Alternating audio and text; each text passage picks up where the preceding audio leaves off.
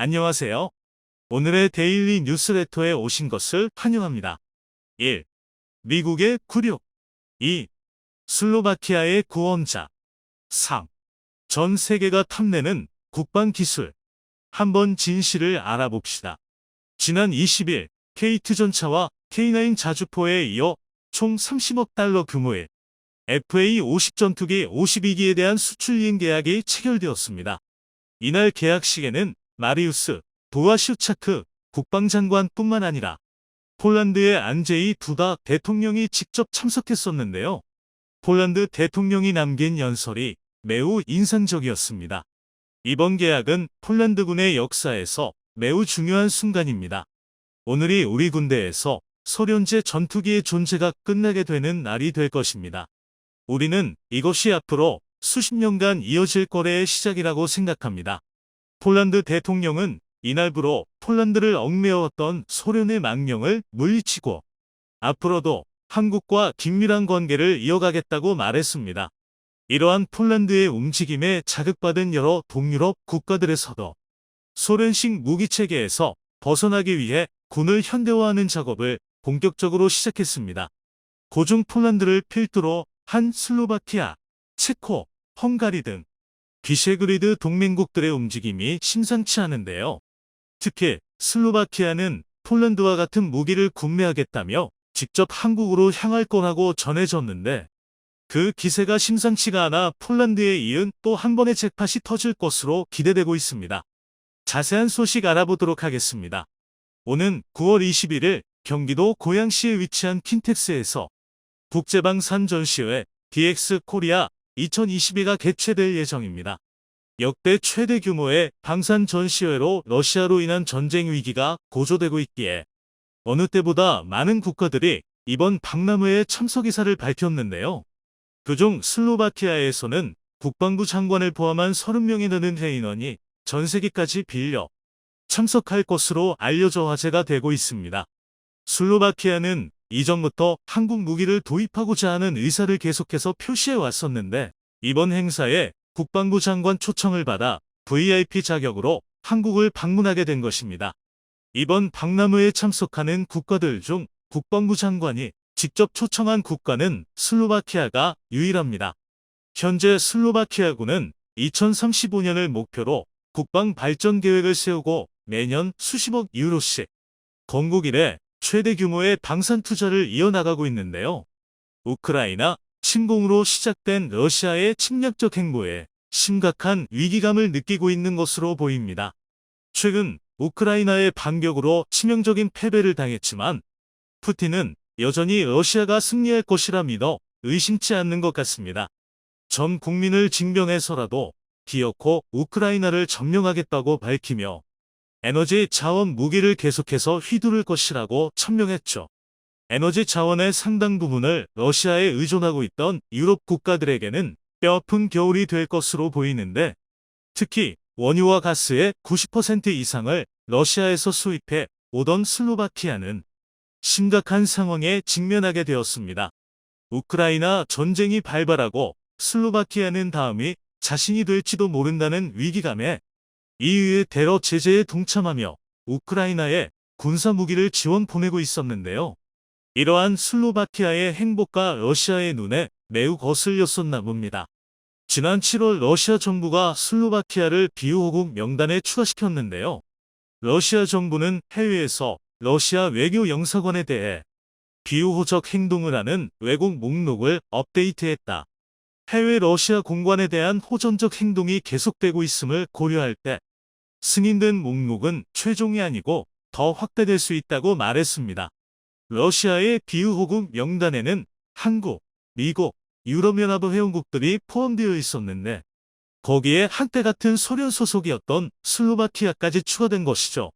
거기에 지난 8월에는 갑자기 송유관을 잠가 우크라이나를 경유 슬로바키아로 향하는 석유 공급을 중단해버렸습니다.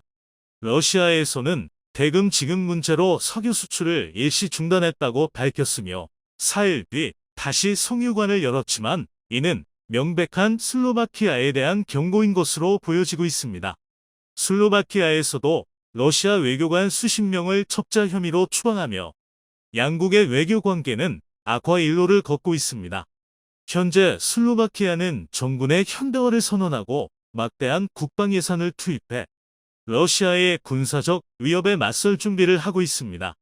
슬로바키아 역시 구공산권 무기 체계를 갖추고 있었는데 서방식 나토 표준 체계로 편입하기 위해 대대적인 체질 개선에 나섰는데요.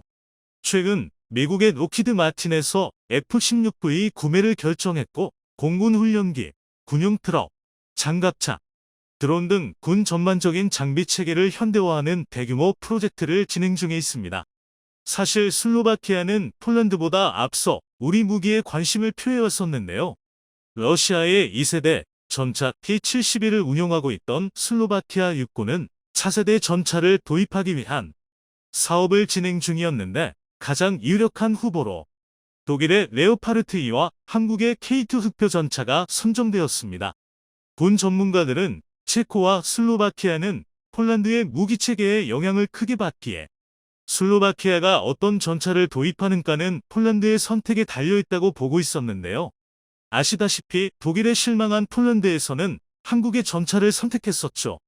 또한 지난 5월 슬로바키아에서 열렸던 국제방산 전시회 아이뎁 2022에 카이에서 참가해 한국제 전투기들을 선보였었습니다. 당시 슬로바키아 공군 사령관 로베르트 토트 소장이 직접 카이의 부스를 방문하여 FA-50에 높은 관심을 보여주었습니다. FA-50이 F-16과 높은 호환성을 가지고 있고 운용 방법 역시 유사하여 기체전환 훈련에서 매우 높은 효율성을 보여준다는 건 익히 알려진 사실이죠. F-16V의 파일럿이 필요한 슬로바키아의 입장상 FA-50보다 나은 옵션은 없을 것으로 보입니다. 슬로바키아 국방부 역시 같은 판단을 내린 건지 이번 DX 코리아 2022에 30명이나 되는 대인원을 파견하여 한국 방산을 처음부터 끝까지 맛보고 갈 예정입니다. 슬로바키아 군 관계자들은 박람회에 참여할 뿐만 아니라 방산 기업들을 직접 방문할 계획이라고 하는데요. 사천의 카이 공장과 창원의 K2 공장에 방문해 폴란드에서 도입한 한국 주력 무기들을 직접 살펴볼 예정이라고 합니다. 국방부 관계자는 슬로바키아는 우리에게 무기 수출을 요청한 나라들 중 가장 적극적이라고 말했습니다. 슬로바키아의 이러한 움직임은 폴란드에서 들려온 소식이 영향을 미친 것 같습니다. 한국과의 대규모 방산 수출 계약이 이루어지고 이제는 계약을 이행하는 단계에 들어섰는데요. 현지 시간 20일 폴란드에 FA-50-52기를 수출하는 이행 계약이 체결되었습니다. 계약 규모 40억 달러 약 5조 원으로 역사상 최대 규모의 FA-50 수출입니다. 내년 말까지 FA-50-12기가 전달되고 폴란드 공군의 요구사항이 반영된 FA-50PL 40기가 오는 25년 하반기부터 인도될 계획입니다.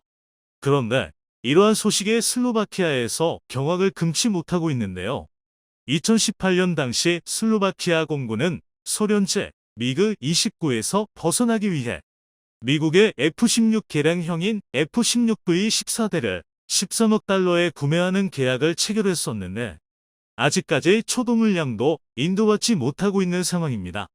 그런데 폴란드는 계약을 체결한 지 1년도 안 되어 물량을 공급받을 예정이라고 밝혔으니 차일피일 공급을 미루고 있는 미국의 록히드 마틴과 매우 비교되는 상황이죠. 사실 F-16V의 공급이 지연되고 있다는 건 잘 알려진 사실입니다. 현재 F-16V의 생산 라인인 록히드 마틴의 그린빌 공장은 월간 4기만을 제작할 수 있어 공급의 차질을 빚고 있는 상황인데요. 록히드 마틴 입장에서도 더 많은 생산을 위해 투자를 하기에는 F-16이 결국 개발된 지 43년이 넘은 구형 전투기라는 사실에 추가 투자가 부담되는 상황입니다. 때문에 슬로바키아가 F-16V를 인도받는 건 20년대 후반으로 예측되고 있어 슬로바키아 공군 전력 공백이 예측되고 있습니다. 이런 상황에서 훨씬 저렴한 가격에 폴란드에 생산기지와 비행학교가 건설될 예정인 FA-50을 고르지 않는 건 어리석은 선택일 것입니다. 이번 한국과의 대규모 방산 거래를 통해 한국만 막대한 이득을 얻은 것으로 보이지만 실상은 꼭 그렇지만도 않은데요. 한국이 폴란드를 유럽 무기시장 진출의 교두보로 삼기 위해 폴란드 현지에 K2, K9, FA-50의 생산기지를 건설할 뿐만 아니라 파일럿 교육을 위한 국제비행학교도 설립하여 향후 동유럽 방위산업의 중심지가 될 예정입니다. 또한 한국의 차세대 무기인 K3 전차와 KF-21 보라매의 개발에 폴란드를 참여시켜 함께 유럽 방산 시장을 이끌어갈 파트너가 될 것으로 보여 앞으로 한국 방산이 잘 되면 잘 될수록 폴란드에도 막대한 이윤이 흘러 들어가게 될 것입니다. 이러한 폴란드와 한국의 긴밀한 협력체계 구축에 슬로바키아는 배가 아픈 듯합니다. 사실 슬로바키아는 폴란드보다 오래전부터 한국과 경제협력을 이어왔었는데요. 과거 소련에서 벗어났을 당시 마땅한 산업 기반이 없었던 슬로바키아는 살아남기 위해 저렴한 노동력을 기반으로 제조업을 발달시키고 적극적으로 유럽의 자동차 기업들을 유치해 유럽 자동차 생산의 거점이 될 수 있었습니다. 덕분에 유럽의 자동차 공장 역할을 하며 구공산권 국가들 중에서는 가장 안정적인 경제를 구축할 수 있었는데요. 우리나라의 자동차 기업들도 슬로바키아에 유럽 생산기지를 건설하여 긴밀한 협력 관계를 구축해 왔었습니다. 또한 기아, 현대, 삼성전자 등 100개가 넘는 한국 기업들이 진출하여 양국의 경제적 교류가 활발한 상태이며 슬로바키아에서도 한류 열풍이 뜨거워 대학에 한국어학과가 설립될 정도입니다. 슬로바키아 차량 점유율 1위가 현대 기아일 정도로 슬로바키아의 한국 사랑은 각별했고 오래 함께 일해온 경력이 있는데 이런 미래의 먹거리가 될 수 있는 방산 사업을 폴란드에서만 진행한다는 소식에 우리는 더 잘 해낼 수 있다며 한국까지 찾아온 것이죠. 이참에 폴란드를 중심으로 전 유럽에 한국 방산기업 지부를 설치해도 될 것 같습니다. 그동안 한국 무기를 팔기 위해 전 세계를 발로 뛰어다니며 머리를 숙였어야 했는데 이제는 직접 한국까지 찾아와 제발 무기를 팔아달라고 할 정도로 우리 방산의 위상이 높아졌습니다. 수많은 이들의 노력과 희생이 있었기에 이 자리까지 올 수 있었습니다. 여기에서 안주하지 않고 전 세계를 주름잡을 수 있도록 우리 방산의 끝없는 발전을 기원합니다. 강력한 공군기술을 보유하고 있을 뿐만 아니라 한국은 전 세계가 탐내는 탱크 모델을 보유하고 있습니다.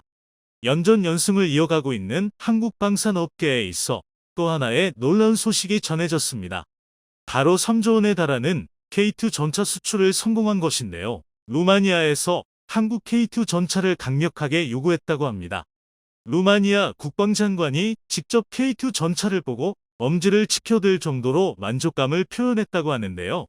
승승장구하는 한국 방산이 이룬 업적과 현재 진행형인 인기에 대해 지금부터 자세하게 설명해 드리겠습니다.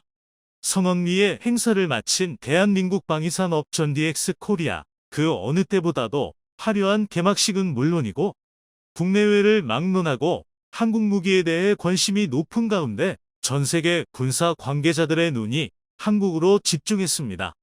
무기 수입이 다급한 일부 해외 군 관계자들은 직접 산업전의 모습을 드러내며 한국 무기를 직접 눈에 담고자 열심히 행사장을 돌아다니는 모습을 보였는데요. 슬로바키아는 물론이고 폴란드 관계자들도 모습을 보였습니다.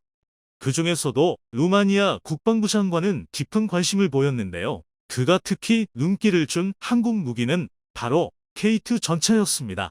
K2를 생산하는 현대로템부스의 직접 모습을 드러내며 꼼꼼하게 모든 부분을 관찰했다고 하죠.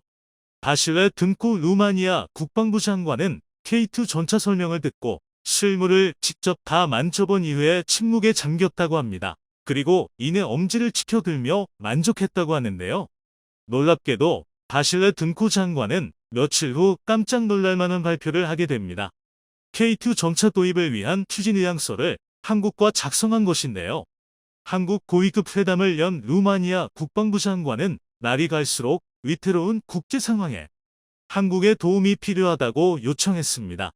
특히나 루마니아 국경지대를 위협하며 러시아 군대가 모습을 드러내는 한편 대규모 동원령까지 내린 러시아가 다른 국가까지 침범할 수 있다는 메시지를 전했기 때문에 루마니아 입장에서는 강력한 무기가 필요한 상황. 그런 와중에 옆 국가인 폴란드가 한국 무기를 급하게 구매하면서 루마니아는 한국 무기 도입을 진지하게 고려했습니다. 그는 강력한 한국 무기만 있으면 러시아를 물리칠 수 있다고 생각했죠. 약 3조 원에 달하는 방산 무기 계약에 대해 적극적으로 나선 루마니아는 K2 전차 외에도 K9 자주포에 대해서 관심을 보였다고 하는데요. 되도록이면 한국 무기 패키지들을 하고 싶다는 의사를 보이며 폴란드와 비슷한 형태로 계약이 진행 중인 것이 알려졌습니다. 한국 무기에 대한 대단한 신뢰를 보인 것이라 할 수 있는데요. 여러 가지 요소가 있지만 패키지들을 통해 다수의 무기를 싼 값에 빠르게 수입할 수 있다는 장점이 루마니아 입장에서 계약을 서두른 이유라 할 수 있는데요. 게다가 인접 국가인 폴란드와 슬로바키아 역시 한국 무기 수입을 원하며 향후 부품 수입과 기술 이전 논의가 진행될 경우 이들 국가와 협력해 부품 수급 및 정비에 있어 규모의 경제를 누릴 수 있다는 점 역시 주요했다는 분석도 나오는데요. 폴란드로 시작된 방산 협력이 도미노 효과를 일으켜 주변 국가에도 퍼지면서 다른 국가 무기를 구입하는 것보다 한국 무기를 구입하는 것이 더 이득이라는 결론이 나온 것입니다. 현지 생산 공장 및 협력에 있어서 같은 무기 체계를 공유하는 국가들일 경우 부지 선정에 있어서 여러 곳을 염두하고 공장 설립을 추진할 수 있기에 한국 방산기업들 입장에서도 더욱 유리한 조건이 아닐 수 없습니다. 이웃 국가인 독일 레오파르트 전차 도입을 생각해도 됐지만 루마니아 입장에서 한국 무기를 선택한 것은 바로 빠른 생산이 있는데요. 현재 동원령을 내리며 빠른 수의 군인 확충을 목표로 한 러시아가 무슨 짓을 저지를 수 있을지 모르기 때문에 루마니아 입장에서는 전차 수입을 마냥 기다릴 수 없는 상황입니다. 그렇기에 가성비 면에서 전 세계 최고를 자랑하고 납기일 완벽 준수와 기술 이전에 있어 완벽한 이전을 자랑하는 대한민국 무기를 루마니아 입장에서는 거부할 이유가 없던 것이죠.